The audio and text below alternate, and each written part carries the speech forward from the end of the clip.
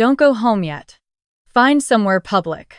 A coffee shop, a store, anywhere with people. Give it 2 hours. Please. Her hand was papery and cold when she caught my wrist, and I almost yanked away. I almost laughed. Instead, I stood there in that elevator with the doors half open, staring at a woman I had never seen before in my life, trying to decide whether she was dangerous or simply unwell. She was small, maybe 70, maybe 80, with white hair pulled back severely and eyes that were almost colorless, the pale gray of winter sky just before snow. She was dressed too warmly for October. Layers of dark clothing, a wool coat that had seen better decades. She didn't smell like the street. She smelled like cedar and something faintly medicinal. She wasn't asking. She was telling. My name is Nora Callahan. I am 31 years old, and I've spent the last 6 years building a career in cybersecurity for a mid-sized financial firm in downtown Chicago. I think in systems. I look for vulnerabilities. I trust data far more than I trust instinct, and I trust instinct far more than I trust the unsolicited warnings of strangers in elevator lobbies. I told her I was fine. I thanked her. I walked around her and pushed through the glass lobby doors and stood on the sidewalk in the October wind, thinking about the roast chicken in my refrigerator and whether my fiancé had remembered to pick up the dry cleaning. I made it exactly half a block. I don't know what stopped me. I want to say it was logic, some threat assessment subroutine firing in my brain. But that would be dishonest. It was something more animal than that. Something in the specific flatness of her voice. Not hysterical, not pleading, just certain. The way she said please at the end, like she already knew I was going to leave, and she was asking anyway. I stood on Michigan Avenue with my laptop bag cutting into my shoulder, and I thought, what is the actual cost of 2 hours? I went to the coffee shop 3 blocks north. I ordered something I didn't taste. I sat by the window and watched the street and felt foolish. At the 40-minute mark, my fiancé texted me. Working late tonight, babe. Don't wait up. Order yourself something. I had left the office 2 hours early because of a migraine that had dissolved the moment the cold air hit me. My fiancé thought I was still at my desk. I don't know exactly why that made me go still. People work late. He had been working late a lot recently. He said the firm was under pressure, that Q4 was brutal, that he was exhausted and stressed and needed me to be patient. I had been patient. I had been so patient that I had stopped noticing how much patience I was spending. I waited the full 2 hours because, by then, I wasn't going home to the roast chicken. I was going home to see what my fiancé was doing in my apartment when he believed I was across the city. I had the advantage of knowing my own building. I had installed the security system myself 18 months ago, a habit my fiancé had called excessive. Babe, it's a safe neighborhood. You're going to make the neighbors think we're paranoid. I had smiled and finished mounting the second camera anyway. The system fed to an app on my phone. I had never once needed to open that app for anything other than checking whether I had left the balcony door unlocked. I opened it in the coffee shop. The living room feed was empty. The hallway feed showed nothing. I switched to the kitchen feed. Empty. I had 4 cameras and a door sensor. I sat there for a moment, wondering if I had invented a crisis out of one strange encounter and a text message with bad timing. Then the bedroom feed loaded. I put my phone face down on the table. I picked up my coffee, which was cold. I set it back down. I sat with my hands flat on the table for approximately 90 seconds, just breathing, until the first hot wave of shock had passed through me and left something colder behind. I looked at the phone again to make sure I had seen what I thought I saw. I had. My fiancé had lied to me about many things over the past several months. I was only beginning to understand the full architecture of it. But he had not lied about one thing. He was, technically, working. Just not in the way I had imagined. There are things I will not describe. What I will say is that my fiancé had brought someone to our apartment, to our bedroom, and he was comfortable there. Not nervous, not hurried. Comfortable in the way you are only in a space you consider your own. I turned the app off. I gathered my bag. I ordered another coffee, this time hot, and I sat back down, and I did the thing that I am actually good at. I stopped feeling and started thinking. In cybersecurity, we talk about the difference between a breach and a catastrophic breach. A breach is bad. A catastrophic breach is when the attacker has had access so long that you don't know what they've touched, what they've copied, what they've left behind. The moment I opened that app, I understood I wasn't dealing with a breach. I was dealing with something that had been running in my system for a very long time. I needed to understand the scope before I did anything else. I thought about the last 8 months systematically, the way I would walk through a compromised network looking for the initial point of entry. My fiancé and I had been together for 4 years, engaged for 14 months. We had moved into my apartment, my lease, my furniture, my city, because his job transferred here and mine was already here and it had seemed practical. We had talked about buying a condo together. He had suggested we consolidate our finances before the wedding, just to simplify things. He had recommended his financial advisor, a friend of his from college, someone I had met twice at dinner parties and found slightly too smooth. I had been resistant. He had been persistent. 3 months ago, I had agreed to open a joint investment account, and 2 months ago, I had transferred a significant portion of my savings into it because he had made it about trust, about building something together, about what kind of marriage did I want, one where we were partners or one where we were still keeping score. I sat in that coffee shop and I rebuilt the last 8 months and I saw the shape of it, and it was not a love story. I paid for my coffee. I walked 4 blocks in the opposite direction of my apartment and I called my older sister, who is an attorney, from the sidewalk. I told her I needed 45 minutes of her time. Not as my sister, as a lawyer.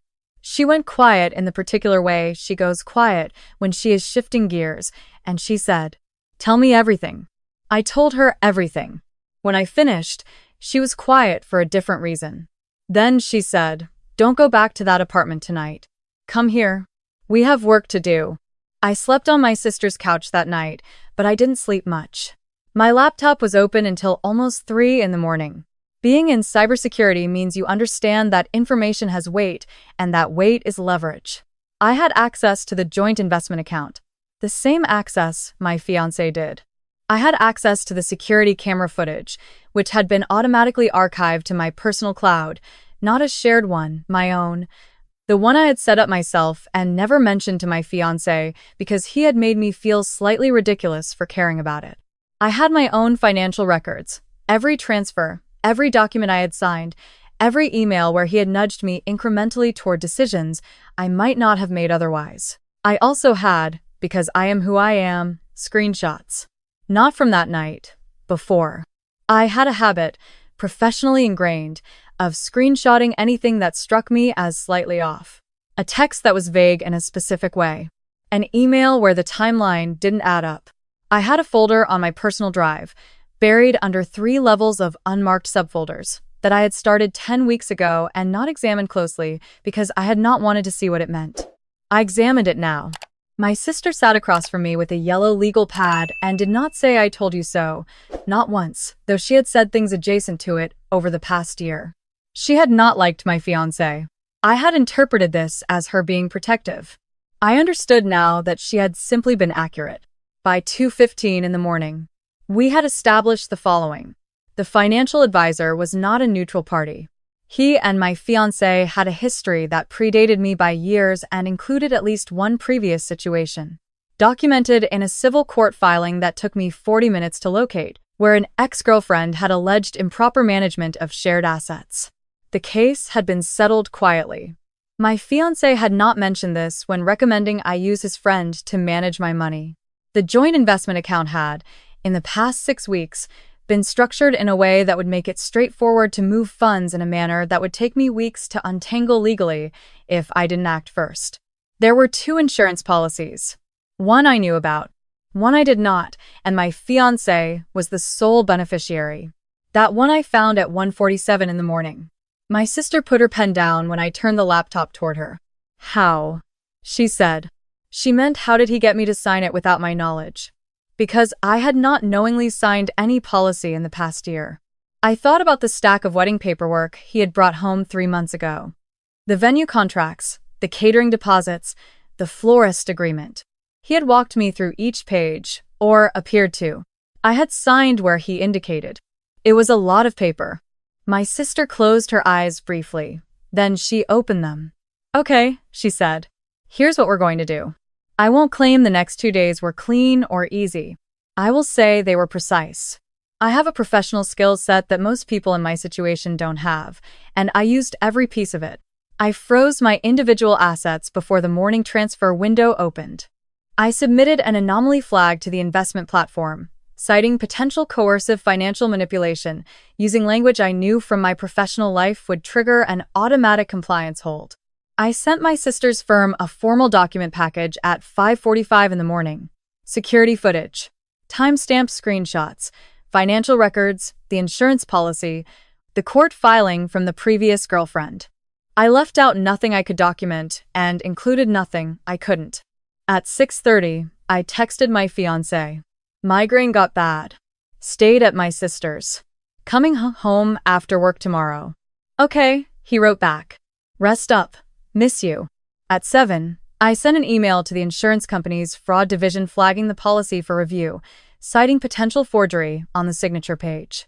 At 7:45, I made one more move, the one I had thought about longest. I forwarded the security footage, edited down to the audio of certain conversations I had captured, conversations where my fiancé and his companion had discussed, with remarkable casualness, the timeline of various financial moves to one person outside my legal team, his mother. No caption. No note. Just the file. I knew his mother. I had spent holidays with her. She was a sharp woman who had raised her son alone after his father left and who believed, with the particular fierceness of someone who had been deceived herself, in honesty above almost everything else. I was not sending it to hurt her. I was sending it because I knew she would confront him immediately, and I needed him off balance before he realized what I had already done. I went to work that day. I sat at my desk. I did my job. 3 of my colleagues mentioned I looked tired. I told them I hadn't slept well. At 11:20, my fiancé called for the first time. I let it go to voicemail. At 11:41, he called again. At 12:03, he sent a text. We need to talk. Call me. At 12:15, he sent another. Nora, I know you talked to my mother. This is not what it looks like. Please call me. At 12:48, his message said, I'm coming to your office. He did not come to my office. What he did instead was what panicking people always do when they have something to protect. He went to check on it. The investment platform logged him out at 12:51 due to the compliance hold. He attempted to log back in 4 times in 6 minutes. His financial advisor called my cell at 1:03. I did not answer. My fiancé showed up at my apartment that evening, not my office. He did not have a key, which I want to be clear about, because I had never given him one. He had asked for one multiple times. I had always meant to make a copy and never quite gotten around to it, which he had found annoying, and which I had found slightly useful in ways I couldn't articulate at the time. So, he buzzed from the lobby, and I was sitting on my couch with my sister on speakerphone, and I let him wait for a moment before I buzzed him up. He looked like he hadn't slept. His shirt was slightly wrong, as if he had dressed quickly. He stood in the doorway of my apartment with his hands loose at his sides, and for just a second, one fraction of a second, I saw the version of him I had fallen in love with, the one who is quick and warm and made me feel like the smartest person in any room, because I was someone he had chosen. I let myself feel that for exactly as long as it took to exhale. Then I stepped back and let him in. He started talking immediately. He was good at talking. He was very good at talking. He said there had been a misunderstanding, that the footage was taken out of context, that yes, he had made some choices he regretted. But the financial moves were about protecting both of them, not about taking anything from me. And if I would just give him the chance to explain. He said I always did this, jumped to the worst interpretation, that I had trust issues that predated him, and he had tried to be patient, that this was not all his fault. I waited until he was finished. Then I said, I know about the insurance policy. He stopped. The one I didn't sign, I said. Or the one you helped me sign without me knowing what it was. His expression changed in a way that told me everything I still needed to know. Not guilt, exactly. Recalculation. I said, I've already talked to a lawyer. I've already flagged the accounts. I've already sent everything to the fraud division. I said it the way I would brief an executive after containing a network breach. Here is what happened. Here is what I did. Here is where we are now. He looked at me for a long moment. Then he said, "You're going to regret this." He meant it as a threat. It landed as punctuation. I told him he should contact his own attorney. I told him he had 3 minutes to leave before I called building security. He left in 2, which I found telling. I stood at my window and watched the street below until I saw him walk out of the building. And then I sat down on my couch, and I allowed myself to fall apart for a while, because I had been holding it together for 2 days, and a certain amount of structural failure is both inevitable and necessary. My sister stayed on the phone. She didn't say much. She didn't need to. When I was done, I washed my face and I made tea, and I opened my laptop. The compliance department had formally suspended the investment account pending investigation.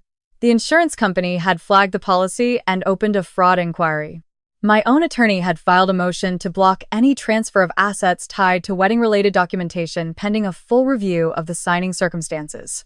3 days later, I would learn that there was a second woman involved, not just the one from the footage, a longer situation, years rather than months, someone who had thought she was the primary relationship. She would be, in time, both a complication and a witness. But that was later. What I want to tell you about is the week after. My fiancé called 7 times the day after our conversation in my apartment. I didn't answer. He sent emails that began measured and grew increasingly disorganized. He tried, through a mutual friend, to suggest that I was unstable, that I had fabricated evidence, that the footage was manipulated, that I had done something to the accounts myself. This was almost funny, professionally speaking. Creating a false audit trail in a system already under compliance review is the kind of move that tends to accelerate investigations rather than halt them. His mother called once. I answered. She cried for the first 4 minutes and was very steady for the next 8. She told me she was sorry. I told her it wasn't hers to be sorry for. She told me she had suspected something was wrong for months, had said so to him, had been told she was projecting her own history. She said if there is anything I can do. I told her there wasn't, but I thanked her, and I meant it. 2 weeks after that conversation in the elevator lobby, the compliance investigation resulted in a formal finding of potential financial coercion. My attorney filed the documentation with the civil court. The insurance policy was voided. The joint account was dissolved, and the funds returned to their origin accounts pending final review. My fiancé hired an attorney of his own, a sign that the recalculation had run its course, and he had arrived at the reality of his position. I changed my phone number. I changed the passcode on my building's smart lock. I bought a better coffee maker because I had spent 2 weeks drinking bad coffee in crisis mode and decided I was owed something better. The legal process took months, which I had expected. It was not simple, which I had also expected. There were days when it was exhausting in a way that had nothing to do with the complexity and everything to do with the grief, because even when someone has done something unforgivable, you can still mourn the person you thought they were. I let myself mourn. I just didn't let the mourning make decisions for me.